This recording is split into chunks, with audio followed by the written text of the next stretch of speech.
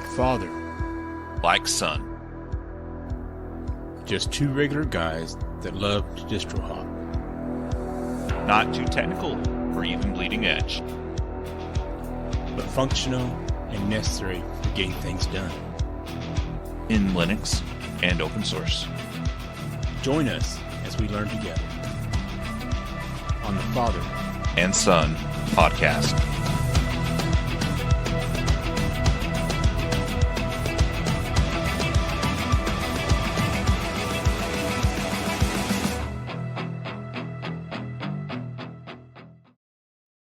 Welcome to episode 2 of season 2 of the Like Father, Like Son Linux Review podcast. I am Like Father. And I am like Son.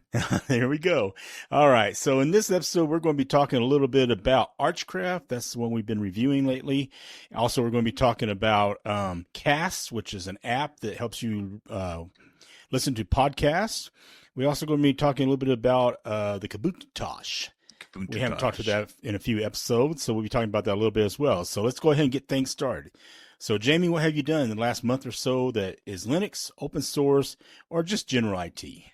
General IT. Let's see here. I think this is, I've got my kids on Habitica now. Habitica, the task and manager system. So that was kind of fun. And they have a feature that you can create a group, not just a party, but a group. And with that group, you can actually send tasks over to your people in your groups. And so I can send my son a certain task that he needs to complete, and my daughter a certain task that she needs to complete, and that's pretty cool. Aside from that, just generally playing with Archcraft. Actually, it's just been not quite a learning curve. It's just been different. It's different. It's different for sure. Yeah. I'll give you that. So that's been kind of fun, actually. Yeah. We have, in my case, we've been doing stuff with the Kubuntatosh. All right. So it's been about a year, I want to say, on the Kubuntatosh. So I decided, hey, let's see if I can put a different Linux on the 2015 MacBook Pro. And so I decided to go with OpenSUSE. What in the world made you decide that? Well, I do kind of like SUSE from way back when I used to work with the lizard, if you will. Yeah, and you had the big box with like 20 different DVDs and 300 manuals. I think they only had 3 on there, but they were DVDs by then, so that did do a lot. But it was my opening into the world of Linux. So that was pretty cool. So it kind of sticks to you a little bit. Yours would probably be closer to maybe Ubuntu or something like that. Yeah. If I remember correctly, it was either 8.04 or 9.04. Doesn't matter. Early on. Like I said, I think mine was SUSE because it wasn't open yet. We actually paid for it. Yeah, SUSE. Now, you could get free Linux back then. The downloads, that took all night, that type of stuff. And burn it onto your CD, DVD stuff. And yeah, it the speeds were a little bit different back then. So, I'm not saying it was the dark ages, but my dad has worked with dial-up, but this was, I think, around DSL. You got mail. My wife says whenever I start talking about IT stuff or programming, that's exactly what she hears is the dial-up tones. Yeah. But that's how it was back then. Anyway, so I went ahead and did that, and it really took the SUSE, the OpenSUSE stuff really well. And so I just kind of started messing with it. So I even made us a little icon for it. So there's the MacSUSE icon. I got it, all over the laptop right now. Actually, Jamie's using it right this moment for the notes and stuff. So it has the little lizard on it this way, and it's all in fun. I mean, I'm not trying to steal anything from anybody, but it works really good on that 2015 because it has an Intel chip in it. Right. CPU. So, in the 2015, I think they had the Intel a couple more years later, but I didn't like the setup of the actual laptop itself. They made the touchpad a lot bigger. So, your fingers were on it and stuff. And I think they actually did a touchpad across the top at one time or something like that, which was kind of weird. But anyway, neither here nor there. But they actually have those Silicon M1, M2, M3 chips now. Right. And that's a little bit different. So if you want to do that in Linux, there are some projects out there that are working on that right now. In fact, people have been using them well. And that's Asahi Linux. And it's a project that allows the community to, start using Linux with all the M1, M2s, or the Mac Mini. Probably just the M1 right now. I can't remember if it had the M2 or M3 yet. But anyway, the 2020 M1 Mac Mini, MacBook Air, and then MacBook Pro all can do the Asahi Linux. Their goal was not just to make Linux run on these machines, but to polish it to the point that it's going to be a daily operating system on those machines as well. So, Apple kind of changed their technology a little bit for the better, the way I understand. So it'd be cool once they get to all this Asahi Linux totally polished and running, but there are people running it right now on their MacBook Pros and stuff with the M chips in it. So go ahead and if you want to go that far, that's one of your areas that you can go down. So anyway, but right now I like the 2015 because I can mess with it. I was playing with a little bit of stuff that actually kicked the fans in and everything like that. So, the age is there a little bit. 2015, we're talking about 10 years old on this MacBook Pro. But, it's good quality hardware back in the day, so it lasts a lot longer. A lot of times that's why you start, rolling off the support of certain things because, we just can't afford to support 10 years worth of hardware. Or software for that matter. Or software, so they'll start rolling up. But, some of those Windows don't make it out to that far, so some of the other, hardware that we get, your washing machine and dryers don't make it out 10 years anymore, but they used to make it out there 20, Right. So the technology nowadays, it's pretty good if you can make it out 10 years. But, I want to say those M1s are now probably about 5 years. So they may be where you can get them down to an affordable amount. Of course, that's the other story is, the one I bought was because I can find it on eBay for an amount that I was willing to pay. So I can just kind of play with it a little bit. But, I try to keep things on the cheap if I can. Remember, just normal guys. Trying to do these things. So we have a normal paychecks, so and budgets. We don't have any of this super high tech anything actually. Not necessarily, no. I mean, but it's there are some technical stuff there, but not the bleeding edge anything. Right. I think the newest thing you have is a graphics card, right? That's the newest on that desktop, but no, I want to say my laptop, the Tough series, Asus Tough series, is the newest thing I have as far as technology wise, but it's still, I want to say that's a 2018. Right. So it's been a while. Anyway, speaking of hardware, and we'll come back to the apps that we like and everything like that. There's an Intel graphics card now. Now you guys will say, hey, we had Intel for a long time. It's all those ones that are mounted right there on the actual board, and we can play solitaire. You can play some more than that. Yeah, you can play a few more things. Delta Force Land Warrior. Maybe back in the day. I don't know if you can anymore. But anyway, so Intel has got into the graphics card business now. I mean, they were already in there, but I mean the actual gaming graphics card. Right. With the Intel Arc A750 graphics card. I think it has like 8 gigabytes of DDR6 memory in it. That's awesome. Yeah. But the cool thing about it is it's a mid-range GPU. So that's going to bring it down in price, but still play a lot of things you want to play. But this one is around $150 to $170. Right. All right. It is being compared to AMD and NVIDIA, NVIDIA's RTX 3060 and AMD's 6600 XT, which are about $300 or more each. Yeah. So at the very least, I'm hoping that this is going to actually help drive down some of the AMD and NVIDIA graphics cards to a little bit lower price, something more reasonable. Right, because their competitor is going to be there. If not, if they kind of stay up with this stuff, it's nice to have another one in the market, to help drive the competition, either to make it better, make the prices lower, or, any of those things would be helpful. So if you're building a new desktop or laptop, of course, a laptop, you may not have a choice there. Well, how much do you know about soldering? Yeah. I mean, you can get, I don't know if frameworks or anything like that would have their Intel Arcs yet, but your desktops. framework is a really cool concept, actually. Yeah, you have components that you're plugging in, and you can change out motherboards and graphics card and USBs and keyboards, and I mean, you can move it around to the left. You could put your number pad in there, or you could take the number pad out, put it back in the center of the it's go check it out. It's awesome. It really is, and it's based for Linux operating systems too. So. And then adding on top of that, it's built to be broken down or taken apart, but more importantly, replaced, upgraded. Yeah. And that's the other thing. It's cool that they do offer the upgrades. It's like, oh, well, now we've got a 512 gigabyte solid state drive if you want to do that, and you just unplug it, plug that in, boom.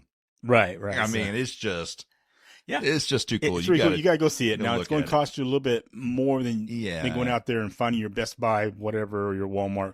But it is going to be something that you keep using different parts of it through each computer as you're upgrading. Absolutely. So you're not wasting everything. Like, okay, now we get rid of this laptop. Woo, we'll just throw that away so James can get it on eBay. Anyway, that's the way it works. I love it. But if you're building something like that, the way I understand right now, and it may be a little bit dated on this, but it's got a competitive performance, especially at the 1440p level. It's good value for money, and it's also efficient power consumption. So it actually uses less power than these other cards. And it puts the same level of work. Yeah. And of course, again, it depends on some of the games. Some games are played better on certain graphics cards over the others, so you might have to check that out too. So, check on their list, see which ones they're having a little bit more problems with as far as the frames per second. Is that right? Frames per second? Yeah, FPS. Mm-hmm. Anyway, and then, if it happens to be your favorite game to play, well, maybe it's not your card. But, have fun shelling out the $350 for the other ones. Anyway, so they do have some, some bugs still that they're working through, but for the most part, it seems to be running pretty good. So absolutely. Anyway, let's go ahead and talk about an app that we like. One of the apps that I do like is called Kasts. It's Kasts that you can do on your Linux. Do they know how to spell? Well, at least. Oh, hang on. Is it KDE? It's KDE. There we go. Okay, because they do a lot of the same things. Calc, spelled with a K. But at least it's not this totally weird name. But it is this. It's going for podcasts, but we're going to call it something else. We're going to call it MP3. What? Yeah, well, MP3 at least will be something, maybe. JPEG. We're going to call it JPEG. Yeah, something like that. It's just so at least they're calling it something that actually connects to what you're looking at. Anyway, so what you can do with this, it's really cool. It's an open source podcast player. And of course, he said KDE, and it was, KDE was one of the first places I saw it. But you can load it up on your other Linuxes. And, it does give you a chance to search for your podcast that you like. Oh, yeah? And if you have to go out, sometimes you get a URL for them. You can drop the URL in there, but you can actually do all your podcasts that you like and subscribe to them. Right. And bring them in. So when you're at your desktop computer, you can actually listen to podcasts. Do you listen to any podcasts, Jamie? Not beside ours. The most important one, yes. Okay. No. I haven't listened to any podcasts in quite some time. I think I need to start doing that a little bit, especially since I'm getting into the software developing field. Yeah, I mean, there's some that I listen to as far as Linux. There's some I listen to just on regular computer stuff, security and things like that. There's things that I listen to as far as sermons and theology, and there's some I listen to on just news. Trying to get the daily news. So podcasts are pretty nice, especially when you're on the go and you want to download it to your phone or anything like that. But you can actually, then it's like, well, I'm sitting at my desktop, and it's like, I missed that one podcast, and they already have it downloaded for you in your library, and you can actually listen to it. So Kasts, Kasts, look it up, try it out. It's pretty cool. It's a fun one. All right, so this is our podcast that we're going to be doing Linux review. Hence, like father, like son, Linux review podcast.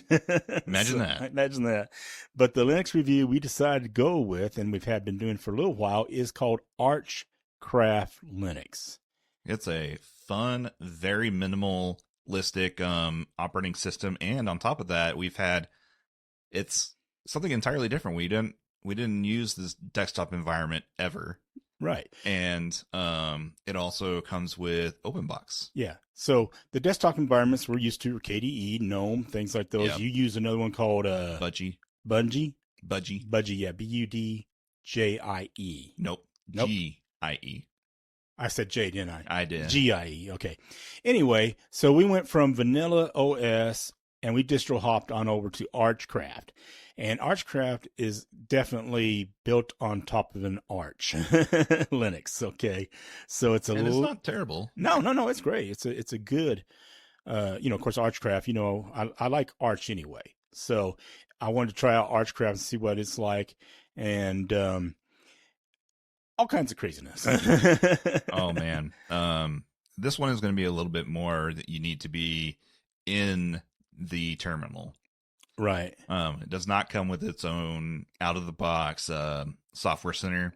So it does make things a little bit more difficult. I wouldn't say terribly difficult. It's just for those people that need the GUI or the graphics that they can point and click, it's a little more of a learning curve on that. Right. It's lightweight. It's minimalistic. We have to change our thought here. It's clean and highly customizable and all that stuff. But it has a window manager. Now, we've been talking a lot about our actual desktop environments. Right. This is the window manager, which actually is going to end up being your desktop environment, for lack of a better term. But it's different. Right. So I want to say every desktop environment has a window manager. They do. And you're looking at the window manager is more of a basic unit, that allows you to stack and layer and things like that. Right. And you have a lot more graphics going on with your KDEs and gnomes and other desktop environments that you do with an actual Windows manager. So you're looking at X11, Wayland. I think i3 is one as well. Yeah, BS, PWM, and some other acronyms. There's just so many out there. Anyway, this one's called Openbox that it comes with. So it includes a polybar, Rofi, and some other utilities to enhance the visual experience. Polybar was pretty cool. Yeah. Was not expecting that. It comes with dark theme to start with, so that's pretty cool. It's based on Arch Linux. It provides us, the AUR, as I always talk about, that Arch user repository. That's what the AUR stands for. That means you could probably install any possible app that you want to do. Yes. Somebody's figured out how to compile it for you. So if you can't do it with the Pac-Man, which is the regular Arch Linux package manager, you can definitely get it done with the AUR. Yeah. So you can also use Flatpaks, of course, Snap. If you want to, you have to, of course, load either of those. Correct. Now, what was the other one? Hang on. Yay. Yay is your AUR. Yeah. But the thing about the Yay, it's already loaded. Yes. On Archcraft. And before, of course, I'm loading Arch from the bones, it doesn't, you have to go ahead and install to be able to use the Yay. Right. And the thing about that is what's pretty cool about the Yay, and just to plug this, it's a Y-A-Y. I don't know if they actually call it Yay or not, is that you can type in Yay and then like the package you're looking for, and it'll give you the list of all those packages. You're not installing it yet, but now it'll give you like 1, 2, 3, 4, 5, 6, 256, and you can pick which number you want to install. Right. So even if you don't know fully that this is, let's say caffeine-git or caffeine.mp-ga, all this stuff. Right. You can actually just type in Yay caffeine, and it'll give you all these listings of things that might be. And caffeine, by the way, is a pretty cool app. You use it to drink coffee with. No, I mean, no. But actually, it helps your computer stay awake instead of going to sleep when you're working on it. So that's a neat thing too. Imagine that. That's what you drink coffee for, right? Yeah, there you go. Awake. What's really cool about this, it does have this polished tiling and floating window manager setup. It has scripts and utilities for quick workflow and customization. All right, there's really no bloat on it whatsoever. None. So I was telling Jamie real early that, it seems to be really quick, right? It is allowing you to install just what you need. Absolutely. So, everything you want comes with the basic necessities, but for the most part, it's bare bones, just like if you download and install Arch itself. Yeah. And it's going to be a rolling release too. We talked about that before. One. So yeah. So I really have to say this is more for your advanced users, maybe your enthusiasts who love to configure their own Linux system. So they're going to like this. Minimalists who like that clear, clean desktop, lightweight OS, just what I need to get done. People who have used Windows managers before, they would like it, especially if they used Openbox. Anything that has like a low spec PC involved, man. it will really help with that. So those who will not like Archcraft, that's going to be beginners unfamiliar with Arch Linux and its terminal-based management. Although you're going to get some of the graphic stuff going on, it is going to be kind of terminal heavy, especially to begin with. Yes, you can download, or not download, that's not the right word. You can install graphics user interface for your add and dropping your software. Right. But again, you'll have to know how to do that. If you want a GNOME or KDE or any other full desktop environment and you like that, then you're not going to like this. If you want pre-installed software, kind of like, you're going to do with your Mints, Ubuntu's, or, I don't know, Garuda Linux and Arch, something like that, or CachyOS. Yeah, you're probably not going to like this because it's going to come with a real minimal setup. But there are other ones that you can use, like Arco Linux. It's more beginner friendly. Yep. But has multiple, Windows managers and desktop environments you could choose from. Endeavor OS is an Arch-based one that's got full desktop support. Manjaro is a full desktop support, but it's easier Arch alternative than most of them are. Yep. And then Bunsen Labs. Now, Bunsen Labs is a Debian-based, but it has Openbox.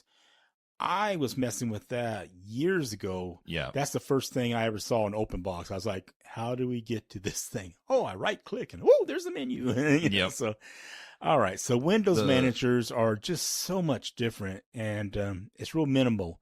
So, I mean, you got to get used to this idea of the navigation. Right. So, I mean, I remember day one on this, I'm like, I just want to turn the computer off. I found that one out pretty quickly. And I don't want it to be like, hit the power button and do a hard reset type thing, So have you not learned how to do sudo reboot -n? Well, I could have done that, yes, okay. But or sudo shutdown. Yeah. -f. Well, I think I actually did do the shutdown. CD shutdown. And but it's like I know it's here somewhere, but it is. It's a right click. It's actually on the bottom of it, and you have the reboot and shut down and everything else that you need to do. So it's really different to start with. But now, again, if you like the desktop environment, period, you're not going to like this. If you want to try something new that's a little bit more lightweight, just to give it a try, you might give it a try. I'm impressed with how fast this is. Yeah. I think the fastest one I've used before might have been Peppermint OS. I think Peppermint is more of a desktop environment type thing, right? Well, yes. I'm talking about as far as load times, how quick it responds, how just the overall, you're not waiting very long for anything to pull up. I remember turning on the computer. The longest part of the boot up process was grub. Yeah. It was sitting there for 10 seconds, The rest of it was almost instantaneous. It was awesome. Yeah. The things I really like about the Arch Linux is to do with the status panel bar on the top. It gives you all the information. You had a couple of different choices, that you can go through. You got the polybar. It shows the RAM, the storage space, your up and down for your uploads and download speeds. Yeah, and you can add like the status stuff up there as well.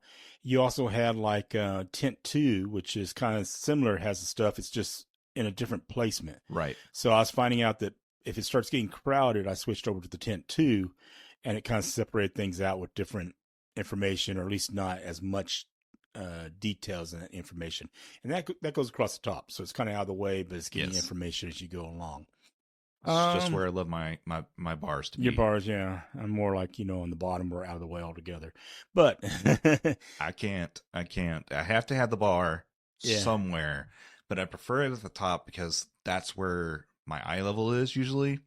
And so whenever I'm looking for a window, like in, say, I'm using Windows, I prefer to have that bar up there because I can see what I have open at all times. Right, right. I don't have to cycle through too much. Right. And the Tint 2 has that, where it has tabs across the top of each program that's open, each app you have open at that time you're using.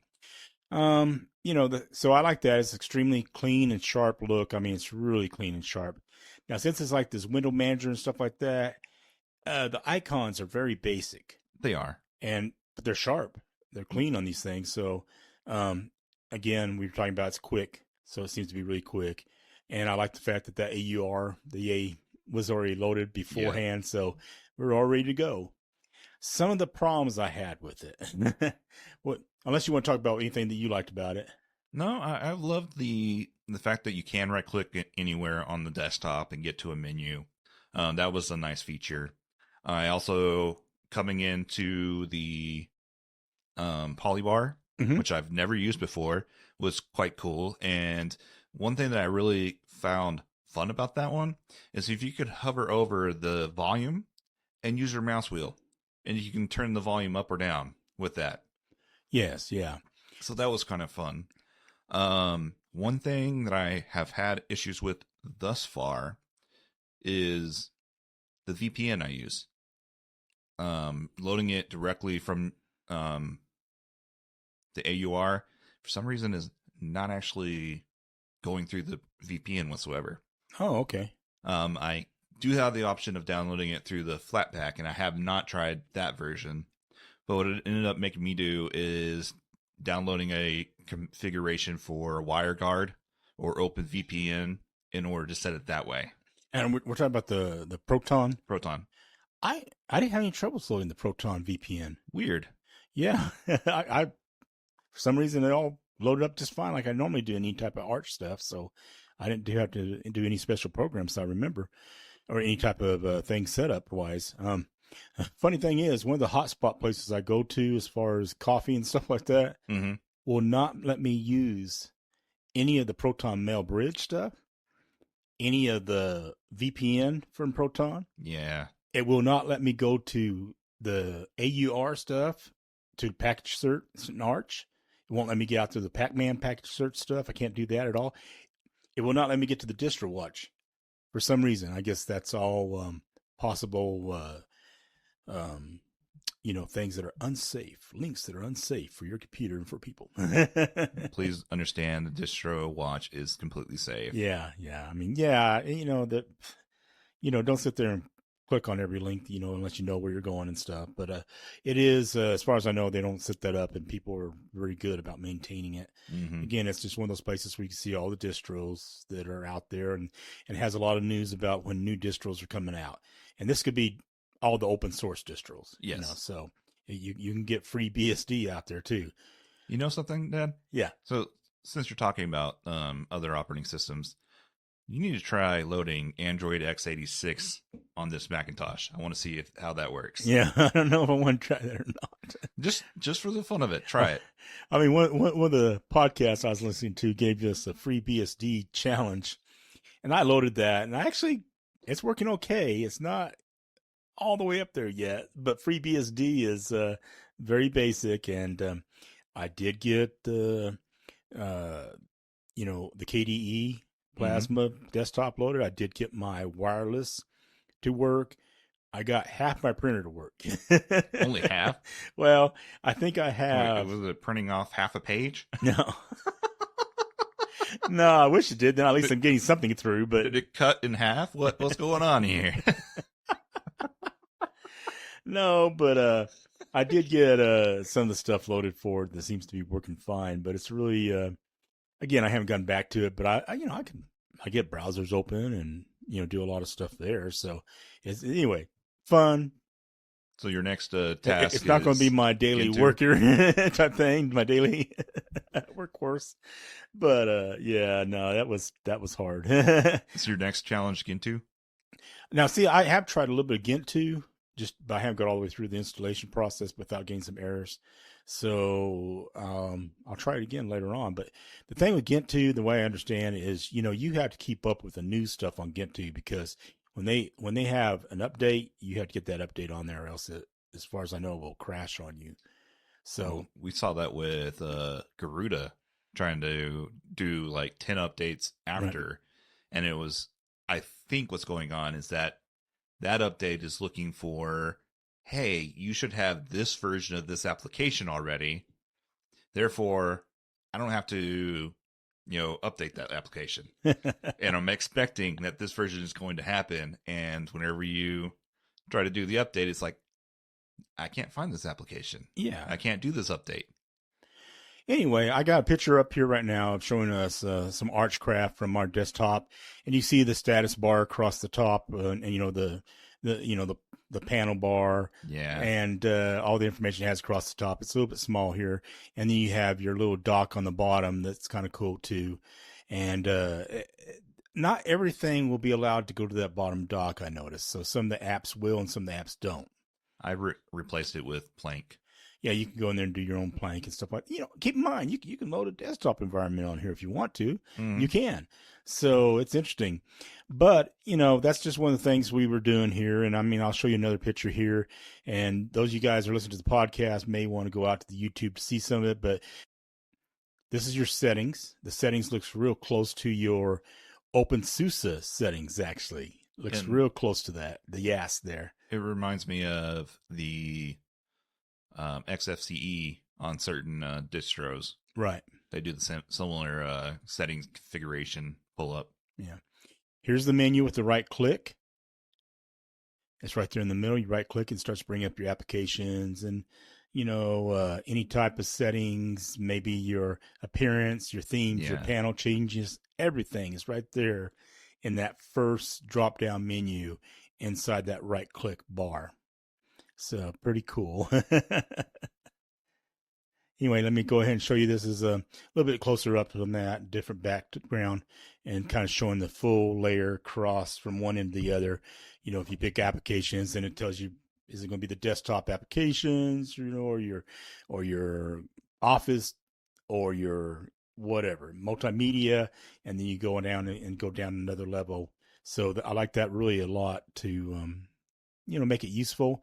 As long as you have a place to right click on a desktop somewhere. Now, I guess you can go kind of up in the bar too, right? And right click on it and bring it down as well. So it is kind of, it keeps your whole application menu area stuff out of the way. Yes. Yeah. So that's pretty cool. I like the way it does that. And then I like that they have a super. And the super, this is the look of the super here, and you can do the same thing where you can start typing the app you want. It'll come up on, it'll actually reduce that menu down to that. Yep. And so it's kind of real similar to your GNOME when you do the super and you type in what app you're looking for on the GNOME desktop environment. So, but again, a very, very clean look as far as Archcraft. And it just brings that up in the middle, right there in the center of everything. You could have all your programs open, and you can still bring up that super, if you will, on the super key, which, by the way, is the one that either has the Windows icon on it. Some of them may not have that at all. Or the command key. Or your Macintosh. Right. So anyway, that's a little bit showing what Archcraft looks like. Now, here's the deal. These are the things I don't like, or these are the things I was having problems with as far as with Archcraft. One, inside of Steam, for some reason, inside of Steam was not working for me. I mean, it was I didn't get that far, unfortunately. I actually loaded Steam last night, and I just hadn't had a chance to actually play with it. I've been doing homework all over the place. Oh, the school's been keeping pretty busy, huh? Yes. For this class, I was learning Java. Yeah. And it's like I've never played with Java before, yeah. So this is new. So that's good. Went from Python to Java now. Yeah. Java reminds me a lot of C++. I used C++ back in high school, or sorry, not high school, college. Right. The first year that I was learning. And I didn't take it very far after that because, my son was born and we went full time so that we can make sure, he was taken care of. But what I remember of C++, Java looks very similar to. Oh, wow. Had to get the coffee. I'm right there with you. Yeah. Anyway, so what would happen inside of Steam is when you do the drop-down menus, whatever you're going to go down to, it's actually not going to click on the thing you see on the menu. Whatever's behind it is what it's going to click on, which usually was another game.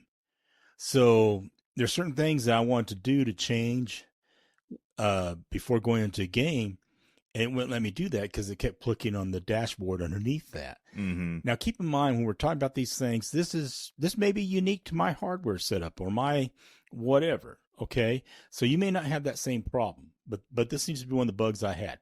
The way I got around that is, they have that big picture mode inside that, which you kind of have on your Steam Decks, and I would do that. Then I'd grab my controller, my controller, and change what I need to change. That's awesome. Hey, you gotta get to your game. I mean, come on. And, you can load the game, no problem. It's just getting changes that you want. Yeah, I want to see how many frame rate, what the frame rate is on it and stuff. So I had an interesting experience with Pithos. Pithos is a application that allows you to play Pandora without having to go to the website. And it kind of runs in the background or sits on the status bar. But when I first loaded it, at least when I was installing it through Yay or the AUR, and you would first open it, it always requires you to sign in. Right. The very first time. So you go ahead and type in your username, your password, and then there is no apply button. You can hit enter, you can hit escape, you can hit all things. You are not going to be able to sign in. At least that was my personal experience. I went around it by loading a Flatpak version of it, but it actually was missing the bar at the top that would have hit apply or showed apply, right, or cancel. And it was like, well, that's a little odd. I don't know what caused it, but it's something to do with either how it was installed or how Archcraft does its windowing. It's one of the two. But ran it through Flatpak, was able to do that, and then it was like, oh, I don't have a way to store your password because it's not seeing the keyring because it's in a sandbox. Oh, okay. So I had to go and install Flat Seal. Huh. And so I could actually adjust what this stuff is not technical at all, believe me. No. If you don't understand a word he's saying, you're right there. I'm right there with you. So Flatpak, as well as Snapped, they have they run these applications in a sandbox. Right. I do know some of the stuff. Well, it's not all of it. What that means is that this program does not have access outside of its own stuff. Kind of like your containers. Yes, very much like your containers. Yeah. So I had to tell it, you can have access to this other stuff here. Makes me wonder if they started thinking, hey, we could take another distro, put it inside of a container, kind of like we do with our Flatpaks or Snaps, Mm-hmm. And we can load different distros, say like Vanilla OS or Blend OS. Yes. So I wonder if that, just the way people might think. And I'm not sure if that's how the container stuff came up or not. But yeah, I get that. Now, one of the problems I was having was with Archcraft Linux was to do with the wallpaper on my Dell XPS. This is, I know, a little minor griping stuff, okay? It does not center on the reboot. I can get it to center, and that's there. Hey, everything is great. But it then went center after that, unless I was on my full resolution, which is 3840 by 2160. Nice, okay? Can you see anything? Well, when it's at that, I can't see the fonts at all. It's like, and the reason why I got this, it's real similar to your same thing you have in your MacBook Pros, right. These XPSs, because a lot of them just have the 1080 and that's it. So it's kind of cool to see an XPS out there that had this, the bigger resolution on these monitors. It's pretty nice. But yeah, I'm going to have to either scale it or change that resolution. Okay. So when you scale it, all right, 1.5, 1.75, 2.0, whatever, it actually move that stuff like you're looking at the upper left-hand corner of that wallpaper now. Mm-hmm. It may work for certain things. Say, like I was showing you earlier, the keyboard back. It really doesn't matter where that keyboard is. It's going to look cool regardless, right? Some of the other stuff, not so much. Okay. If I switch it to the 1920 by 1080, it does the same thing. It is really well. Once I reload it, it shoves up into like the upper corner there. So it's like, no. All right. But on my desktop, it doesn't do any of that. It really wasn't doing that necessarily, but it kind of does some neat stuff. Like, you have one of the wallpapers that has like these outlines of buildings on them in different colors and stuff. Mm-hmm. It continued like all three of my monitors, one big monitor with the wallpaper. That is cool because most of them are like, okay, you pick a different wallpaper for this one, pick a different wallpaper for that one. If we pick the same wallpaper, it's going to have the center thing on each one of them and all that stuff. So that TIE Fighter setup I have there on those monitors, which is, one one wide, two tall. Too tall. Like the TIE Fighter, stay on target. Anyway. But it does do pretty cool on the desktop thing. It was just, on these high resolution laptop is giving me some problems. Again, very minor complaint there. So I'm not too worried about that. I do like the panel bar as my status bar, but it seems like sometimes it was pushing all the extra stuff off to the right. Right. And I was having that on both my desktop because it's pushing everything to the right monitor as far as that extra setup that I had. I mean, everyone had the poly bar. Right. But then when I switched it to the Tent 2, it worked on all three just fine. So, minor stuff. The other thing I had, I do, like I said, we try to use these things as our workhorses as much as we can. So I was doing a lot of the last podcast that we did together, and I do that inside of Kdenlive. And for some reason, somewhere through that project, the audio will go out on just Kdenlive. It would be fine on anything else I was running. If I restarted, it was back again. Mm-hmm. So I had that happen about 3 times during the whole process of editing that last podcast.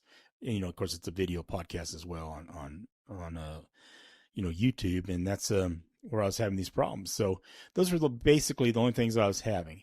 Right. I was having troubles, and I need to work with this a little bit more. I can find certain shortcuts that work great as far as with the Windows right, Windows up, Windows left, that type of stuff, or, the basically your super right, super left. Okay. So those work fine, but it would, it seems like when I had all my apps open and things like that, I'd had troubles getting back to the other app I was working on sometimes.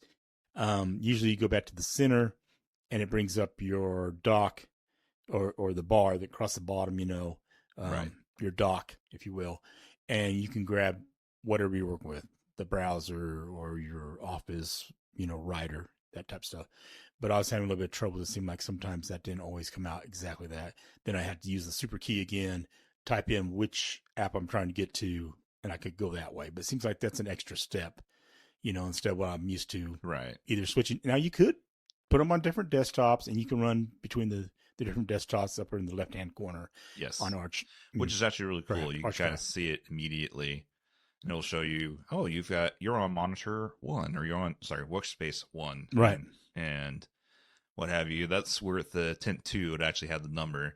With Polybar, it had little circles indicating how many virtual workspaces it had, and you could go from one to the other, which is pretty fun. Yeah. The one one other thing that I had that was odd was I work from home, and I don't like having to have 2 whole different setups. So I use a KVM switch, which pretty much just sharing the keyboard, the monitor, and the mouse among 2 different devices. In fact, that's what it means, Yeah. Keyboard, video, mouse, and KVM. Yeah. And you just hit a button, and it will switch those to the other computer. Yeah. So, I was working. I had Pandora playing in the background from my personal device, which was running Archcraft at the time, and doing work. And then I went back to it, and suddenly the polybar was completely gone. Uh-oh. It was nowhere to be found. And the problem I had is first, I didn't know it was called Polybar. Okay. So I can go into... We need to talk a little bit more during these Linux things because we were talking about that and you're saying, wait a minute, really? Yeah. So you switched to 10.2 then? No. I was trying... It's like, I know this is an Openbox. Let me Openbox restart. No. Uh-oh. I was like, okay, what's going on? So I ended up restarting and come back up, and there's a Polybar. It's like, okay, no biggie. Go ahead and continue working, my breaks up, and come back on my lunch, and Polybar's gone again. It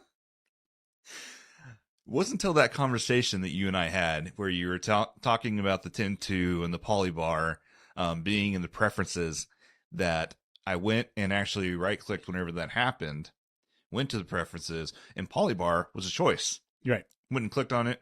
Oh, look, Polybar's back. It's there, yeah. And I was like, oh, come on. I was like, I wish you didn't go away, but it's pretty entertaining that I can just right-click and get back to it. It wasn't that big of an issue. Yeah, it's more to do with navigation and getting used to the way it works. If we were working with a open box situation all the time, we would freak out on GNOME. Maybe more so on KDE. Maybe not. It's definitely trying to right click on the yeah. What? It's not doing it. Display. What did he do with my display? I'm not trying to do anything with my display. What's I keep coming up with display? Oh man, so I've got a story similar to that. I used to have a laptop that had a touchscreen. It was wonderful. And you go, scroll through your web browser, web page, whatever, the email, your documents, right, using the touchpad. Then you would help a friend who did not have a touchpad on their laptop, and you start trying to click on the screen as if it's your laptop and wondering why it's not working. It's like, oh man, this is not my touchscreen laptop. Right. So similarly, same thing here. Dad is talking about having shortcut keys to be able to move the windows pretty easily, and that doesn't happen to work in Archcraft. It would be the same thing. We were working in Archcraft and then went to somewhere else. We right-clicking on the background, wondering why it's not bringing up a menu. Yeah, it's different. Yeah, but I thought it was pretty fun. I haven't used Openbox all that frequently. I've used it maybe once with Bunsen Labs. I did try that with you at one point, and that was my first experience with it. So, what would you rate this? Well, it's I want to say ease of installation was probably a 10. Mm-hmm. It wasn't really that hard. Features probably closer to like a 6. Right. Performance, 9 or 10. I'd say 10. It was fine with that. Easy to use. We probably gotta go closer to a 5. I was gonna put 4. 4, something like that. There's probably some harder ones out there, if you will, but Gentoo. Not many. Start with. We don't hate Gentoo. Just letting you know. No. It's a hard one to learn, and it's strong when you get it figured out. The way I understand. So, documentation and support, I'll give it a 7. There is a lot of documentation out there. They do have different places. You can even get some premium stuff out there if you want to change it. The way I understand, the guy that develops it will make you a custom one to whatever you want. As long as you're going, pay for it. And I'm not saying I don't know about the customized, but the ones he's got out there right now aren't really all that expensive as far as compared to, hey, let's go buy a new Windows. Oh, yeah. Definitely not bad at all. So overall, it's probably going to be closer to a 7, maybe a 6, just because it's a little bit harder than most Linuxes that you're going to be using. Right. I'm right kind of in that same area, 10 on installation, features, as it's being as simplistic as possible. If I'm looking at the simplicity, that's definitely a 10. If I'm looking at full featured, something that I'm used to coming out with Garuda, I'm gonna have to put it on, probably 4 or 5 area. Right. Performance, aside from little small nuances, the performance was fantastic. Very, very fast. Documentation and support, probably going to put it on the 7 as well. And ease to use, I'm also in that 4 area. Overall, about 5, 6. But Yeah, no, I've thoroughly loved this one. I could definitely utilize this one as a workhorse. So you may use it as your daily user? I could. I don't think I will, but I definitely could. You could. Okay. Where are you going to put this in our Linux alignment? I'm going to put it in our very true neutral. Which is neutral okay? Neutral okay, yeah. Yeah, keep in mind, we do have these different areas, basically, if it's simple to work with and everything like that, we have it simple. If it's neutral, like kind of in the middle, and then we have experienced, and also, to do with how well it works, we have our stable, we have the neutral there, and then we also have the unstable. Right. And it's probably more between neutral and stable, and that's only just small little bugs here and there. Not really. Yeah. And that might have been just our operating systems too, but the closest we can get through is going to be neutral, okay. Right. And it could be neutral stable, but somewhere in between those two. So that's Absolutely. where I would put it as well. Which that brings us up to our verse of the week. So Jamie, what's the verse of the week? That's John 14:27, which states, "Peace I leave with you, my peace I give to you. Not as the world gives, do I give to you. Let not your hearts be troubled, neither let them be afraid." So God does not want us to fear anything in life because he has already won the victory over evil and death. Absolutely. So the way we apply that to our lives is while we may momentarily feel anxious or have anxieties rise, we can always be reminded in the Bible that we can trade our worries for the joy and comfort of knowing that God has already taken care of everything. Absolutely. So don't worry about everything. Leave it up to God, and then walk in his ways from that point on. So that's it. So with that said, love God, love your neighbor. Keep your mind sharp and also your computer with Linux and open source. All right, guys, we'll talk to you later. See you on the next podcast.